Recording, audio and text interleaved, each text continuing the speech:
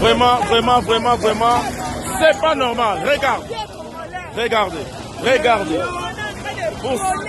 Pour seulement voler par casier avec les boissons. Il y a chauffeur au hasard coincé dans le Katiwana. Parce qu'on va robimisa, parce qu'on est là pour les sauver. D'abord les chauffeurs, parce qu'on est là pour Massanga. En tout cas, c'est pas normal. C'est pas normal. C'est pas normal vraiment. Le chef de l'État a dit ça.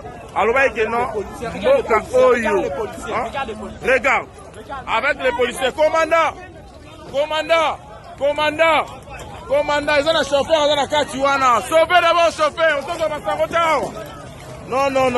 non. Avec la police, hein? Avec les policiers, il aurait pas sauvé Moutou comme ça. Moutou, la police,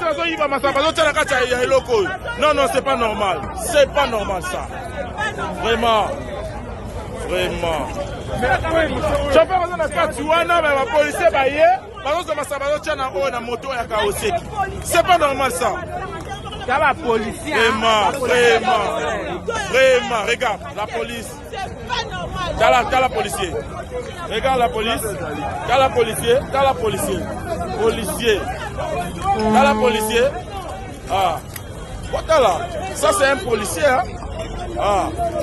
Oreacha, un agent de l'ordre, il est devenu agent de désordre. C'est pas normal ça, vraiment.